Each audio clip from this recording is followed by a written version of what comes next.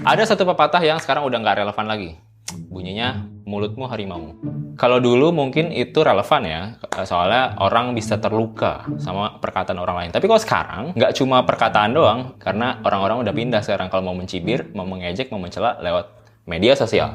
Karena itu semua, banyak banget pertikaian yang akhirnya terjadi cuma gara-gara komentar di media sosial. Kasusnya tuh banyak, ya kan? Kalau kita bisa lihat di media-media, banyak banget artis yang misalnya ngelaporin beberapa netizen yang jempolnya tajam-tajam tuh, yang suka ngatain artis tersebut. Akhirnya nggak jarang juga banyak kasus artis melaporkan netizen karena komentar-komentar yang terlalu menyakitkan hati. Misalnya kayak yang bisa gue inget mungkin pas Deddy Corbuzier misalnya melaporkan netizennya karena komentar-komentar yang negatif. Terus juga pas kasusnya anak adopsi Ruben Onsu dikatain juga sama netizen, dilaporin juga artis Rina Nose buka kerudung. Jadinya banyak banget kan yang komen. Kasus-kasus tadi itu sayangnya baru yang ketahuan aja. Banyak juga kasus-kasus seperti tadi, mencibir dan mengejek lewat media sosial yang nggak muncul di permukaan. Di Instagram atau di Facebook, kita mencibir teman-teman kita dengan aktivitasnya, dengan hobinya dan segala macamnya gitu. Lagi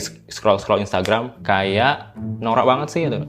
Kalau menurut lu gimana tuh? Lumayan banyak nggak sih orang-orang yang suka mencibir teman-temannya di media sosial, misalnya di Instagram atau di Facebook gitu? Banyak nggak kayak teman-teman? Gitu? Ya, lu tahu atau lu sendiri mungkin pernah kayak apaan sih sama orang di media sosial? Pernah. Gue sendiri pernah. Kalau gue jarang sih mencibir. Tapi nggak langsung. Gue juga nggak langsung, cuma dalam hati.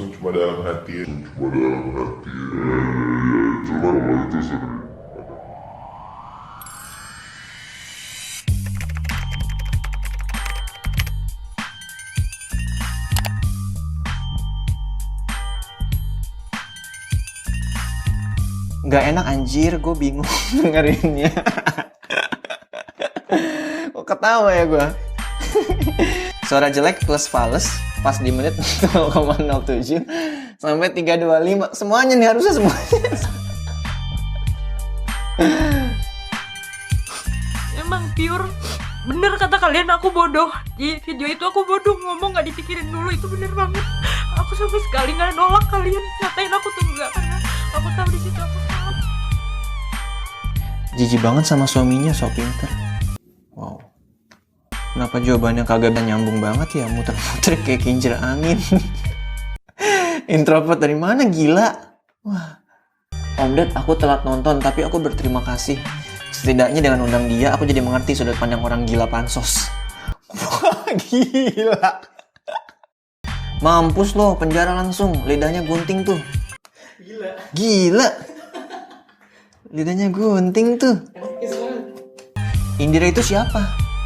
Artis apaan sih? Gaya mulutnya mencor-mencor. Mencor-mencor ya? Mencor-mencor kayak orang sarap, sok kecakepan. Ngeremehin corona banget. Ingin ku caci maki tapi nggak tega. Udah! Udah! Kesel gak? Kalau gue pribadi, gue jarang sekali mencibir orang secara langsung, apalagi langsung ngetik komentar. Gue tuh jarang banget ada hasrat untuk nulis sesuatu, apalagi sesuatu yang buruk gitu. Pun ada, gue ngomongin dalam hati. Mungkin kalau sama temen jatuhnya nggak bakal nyerang langsung sih ya. Beda ya, kalau artis kan mungkin kita nggak kenal, jadi kita tergoda buat langsung, "Mbak begini banget sih pakaiannya," gitu. Atau, "Anaknya dong ini, gimana sih kelakuannya?" Ya kan, kalau artis mungkin kita bisa kayak gitu. Tapi kalau teman sendiri, mungkin dalam hati aja. Tapi intinya sama loh, kita itu gampang nyinyir sama orang-orang di media sosial. Baik itu artis dengan cara yang ekstrim, langsung lu serang, atau sama bahkan teman-teman sendiri di Instagram atau di media sosial lainnya. Nah, pertanyaannya, jadi kenapa orang-orang itu suka negatif banget sih di media sosial gitu? Kalau nggak nyerang lewat komentar, atau bahkan cuma yang ngeliat doang, tapi sebel aja bawaannya. Kenapa ya? Sebelum jawabannya, untuk memperjelas Nggak. Mau ke game? Ya, gimana? Lo ada Oso nggak transisi ke game? Yang kuis tadi gue tercerita. Gimana apa? Gue coba ya. Untuk menjawabnya, kita bakal coba mainin sebuah game yang dipakai dalam eksperimen dari penelitian Linda Skitka dan teman-temannya. Mereka tuh peneliti dari University of Illinois dari Chicago, Amerika Serikat. Oke, di sini udah ada Ilham dan Aryo. Kebalik gue. Ilham dan Aryo untuk bantu kita main game bareng-bareng. Nah, game ini adalah game bermain kuis, ya kan? Gue akan pilihin peran bagi lu berdua. Aryo akan jadi pemberi pertanyaannya, istilahnya lu akan menjadi quiz master. Ilham itu akan jadi pesertanya. Lu yang jawab, oke? Mainannya gitu dong. Mainannya gitu doang. Tolong Aryo bikin 5 pertanyaan, nanti Ilham akan jawab satu persatu gitu. Nah, nggak sampai di situ sebenarnya. Nanti gue juga mau penonton di YouTube ini berpartisipasi juga dengan cara yang akan gue jelasin setelah permainannya berlangsung. Oke? Cepetan nih. Oke, kali ini gue udah nulis 5 pertanyaan buat Ilham dan lo harus menjawab pertanyaan-pertanyaan gue Dengan benar. sebaik mungkin. Oke. Pertanyaannya pilihan ganda. Sudah siap? Sudah. Pertanyaan pertama. Ini pengetahuan umum ya. Awas aja nggak umum.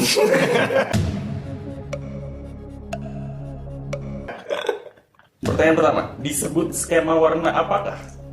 3 kelompok warna yang terlihat sama dan mirip, tetapi sebenarnya memiliki perbedaan. Pilihan jawabannya adalah Oke, ada untung ada. skema warna analogus, B, skema warna triadik, atau C, skema warna komplementer. Analogus, triadik, Komplementer. komplementer. Mengerti. Analogus, triadik, atau komplementer. A, final answer. A, analogus. Ya. Anda yakin dengan pilihan Anda? Dari namanya saya suka sih. Analogus. Oh, udah kita kunci jawabannya? Boleh. Oke, kita kunci jawabannya. Dan jawabannya adalah analogus.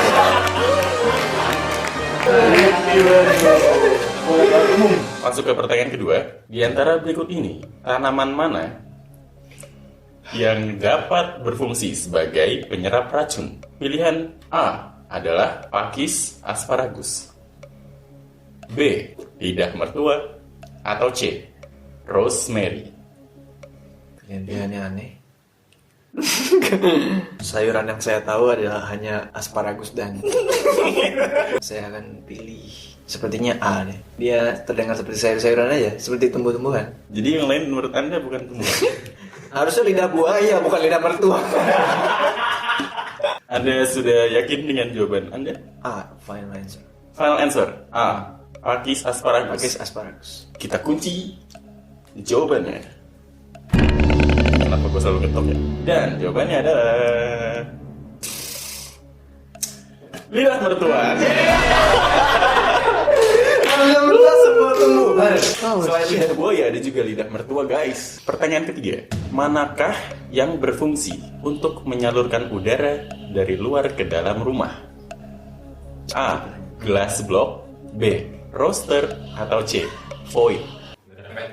Nggak ada ventilasi. Kita telah dari jawaban-jawabannya ya. Silakan.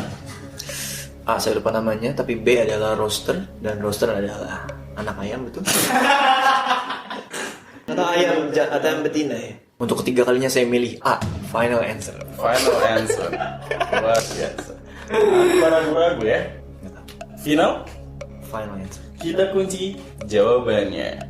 Ilham memilih glass block. Jawaban sebenarnya adalah B, roaster.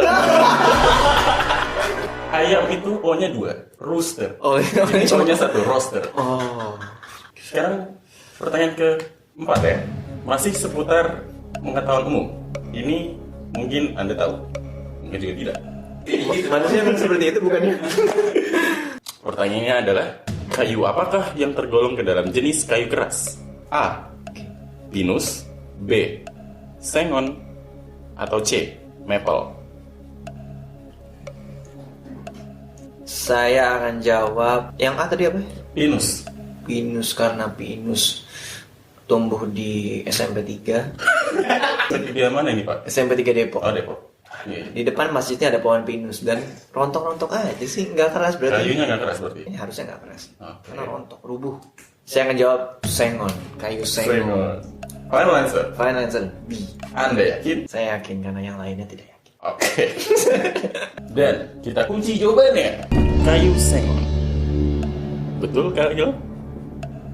Jawabannya adalah kayu C. Maple. Yang pertama lu remehkan itu jawabannya. Oke, pertanyaan selanjutnya. Final questions. Dengarkan baik-baik. Baik. Siapakah leader atau ketua dari girl group Korea Secret Number? Secret number. Pilihan jawabannya adalah A. Jawabannya. Iya. Lea, B. Dita, atau C. Jinny. Saya tahu Dita berasal dari Yogyakarta kan? Iya, betul. Jinny yang saya tahu hanya Jinny. Gue udah mikir bakal ke situ tuh. Ini pasti ke situ tuh. Saya memilih Lea jawabannya. Lea. Sebuah brand jeans di Indonesia. Sebuah brand jeans emang iya Pak. Saya tahunya hanya hantu dari Kalimantan. Bukan Lea ya. Jadi, sudah final jawaban Anda? Sudah. Anda memilih Lea sebagai leader atau ketua dari girl group Korea Secret Number. Betul. Jawabannya adalah jeng. Dita. Lea. Lea benar. Pertanyaan mengenai Secret Number dijawab betul oleh Ilham. Ya, dengan demikian Ilham berhasil menjawab 2 dari 5 pertanyaan yang saya berikan. Not bad. Not bad. Sampai sini aja, sayang sekali kita harus pamitan, sayang sekali kita harus berpisah. Mungkin kita akan bisa berjumpa di kemudian hari ya. Atau di video selanjutnya. Di video selanjutnya. Itu dia. Jadi sampai di sini aja. Terima kasih Ilham atas partisipasinya. Baik, kita serahkan kepada Opang. Oke, tadi kita udah main game. Gimana gamenya? Coba. Cupu cuma 2 bu. 2 dari 5 not bad. Sekarang gue butuh partisipasi lu semua. Coba tulis di komentar, menurut lu siapa yang lebih pinter? Nah, Ilham atau Aryo? Ingat ya, tadi Aryo itu yang ngasih pertanyaan dan Ilham itu yang jawab. Coba.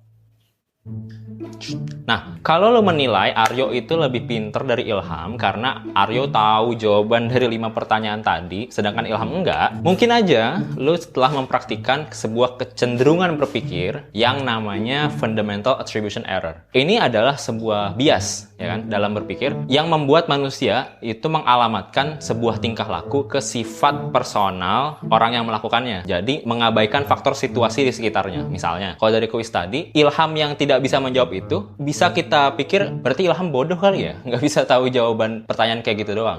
Tapi kalau kita mau lihat faktor situasinya, sebenarnya kan kuisnya itu dibikin sama Aryo, ya nggak? Artinya Aryo itu bebas sebenarnya buat bikin pertanyaan apapun sesuai yang dia tahu. Kalau misalnya kuis masternya itu adalah Ilham, mungkin aja Aryo juga nggak bisa jawab, ya nggak? Karena faktor situasinya itu berperan dalam kuis tadi. Nah, kecenderungan ini, fundamental attribution error ini, berlaku juga pas kita lagi main media sosial. Sadar nggak? Kalau kita itu biasanya menilai keseluruhan sifat seseorang berdasarkan postingannya yang sedikit-sedikit aja, 1, 2, 10. Mungkin nggak sih kepribadian utuh seseorang itu tergambar dari 10 postingannya aja, atau bahkan 1 buah kesalahannya aja yang mungkin juga dia nggak sengaja karena ada faktor situasinya. Mungkin dia deg-degan, mungkin dia grogi, mungkin dia ke bawah suasana, ya nggak? Nah, itulah yang menyebabkan kita gampang banget untuk berkomentar negatif di media sosial karena kita nggak berhasil menangkap keseluruhan individu dalam postingan media sosialnya aja. Jadi sebenarnya, manusia itu adalah makhluk yang dipengaruhi dengan sangat dominan oleh situasinya. Dan alangkah baiknya kita bisa memperhitungkan faktor situasi tersebut dalam tindakan-tindakan orang lain atau artis-artis di media sosialnya yang terliput di YouTube misalnya, atau di Instagram atau di Facebook gitu. Inti dari segala inti, manusia itu kayak jatuh lagi. Kita kadang lupa kalau manusia itu kayak bawang bombay. Bukan karena manusia bau, bukan. Tapi karena manusia itu juga berlapis-lapis kayak bawang bombay. Punya banyak layer-layer yang sebenarnya harus dikupas satu-satu untuk memahami seseorang. Masalahnya, ketika fundamental attribution error itu terjadi, ketika kita mengakses media sosial, kita mendadak lupa kalau orang-orang itu punya lapisan-lapisan kehidupan yang harus kita kupas satu persatu sampai kita tahu sifat sesungguhnya dari seseorang. Artinya kita nggak bisa dong nilai seseorang cuma dari 1 post atau beberapa post di Instagramnya aja dan langsung bilang, ini orang alay banget sih, pantes lah orang kayak gini dibully, gue komen aja deh gitu. Jadi Kali selanjutnya kita ketemu sama orang, dia lagi ngejar deadline, berantakan, atau dia lagi pamer mobil di Instagram, atau dia lagi norak sama hobinya lewat stories di Instagram juga. Mungkin kita harus mikir lagi, apakah benar itu mewakili seluruh kehidupannya? Atau jangan-jangan dia juga manusia biasa kayak kita, yang punya banyak lapisan, tapi nggak diperlihatkan aja di media sosial. Nah, coba dong kasih komentar di bawah, apakah lu semua pernah melakukan fundamental attribution error ini? Mau di media sosial atau tempat lain ya. Kayak misalnya menjudge orang langsung dari satu contoh perilakunya aja dan bilang sifatnya itu kayak gitu. Kalau lo merasa video ini bermanfaat, silahkan di like aja dan di subscribe dan share ke teman-teman lu juga. Terus, atau kalau lo mau ngatain, kalau mau komentar ya boleh aja. Terima kasih udah menonton. Ya udah, gitu dulu. Bye bye.